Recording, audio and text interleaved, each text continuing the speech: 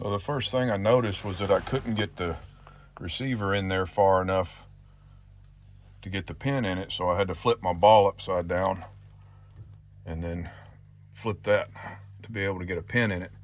So I got to looking, and I thought I would unbolt those brackets, flip them upside down, and then reverse them side to side, and then that would drop this down low enough, and then that I could get the receiver in there the correct way. And then I got started looking, and there was only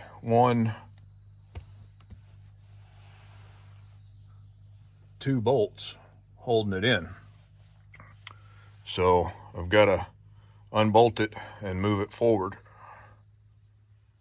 and then make all the other adjustments, and it'll be right. And nothing's torqued.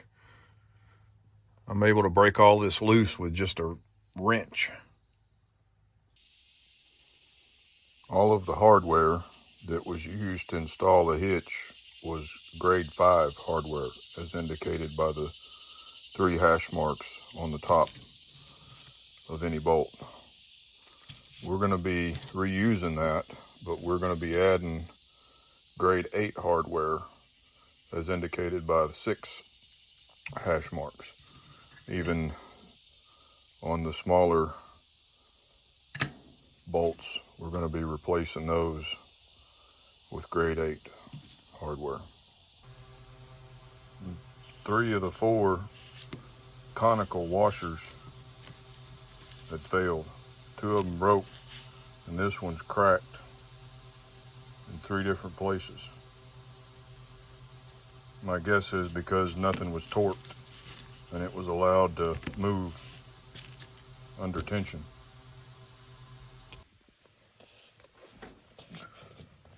I've got it loosely bolted in just as a mock-up, and we're going to scribe, make a mark in here and scribe so we can drill an extra hole here to accommodate the new hardware, and then we will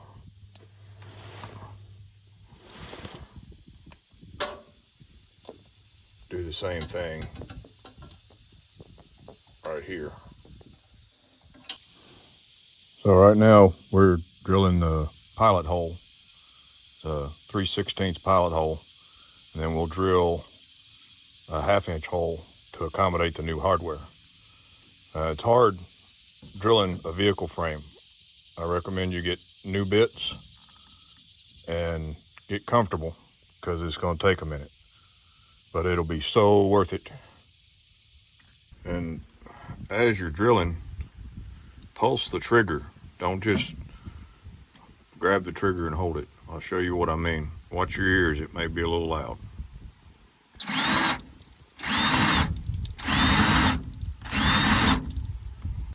But by pulsing the trigger, you give the bit time to cool down and time to get a fresh bite, and it will go much faster. Now there will be lots of metal shavings as you're doing this, laying on your back. So make sure you've got your eye protection on, and never brush these away with your hand. Always use a whisk broom or something like that to clear away all of your metal shavings, because that will end up in your hands and in your eyes. The last step of drilling a hole in any metal is to deburr. You can run your fingernail around there, you'll feel there's a little lip. You can take a 1/2 round file or a Dremel tool and clean up the edges around here.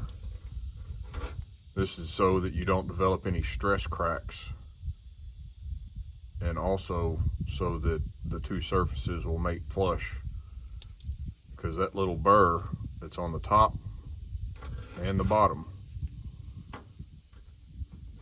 will cause you problems. It's especially important if you're drilling aluminum. So in trying to reinstall these brackets, I noticed that it wouldn't mate against the frame flat. It wanted to rock back and forth.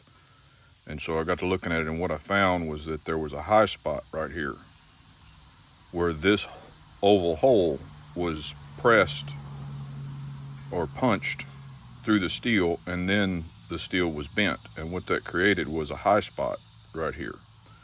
So I hit those with a grinder to flatten that out. It's the little details that make a big difference in the strength of your install, the strength of the hitch.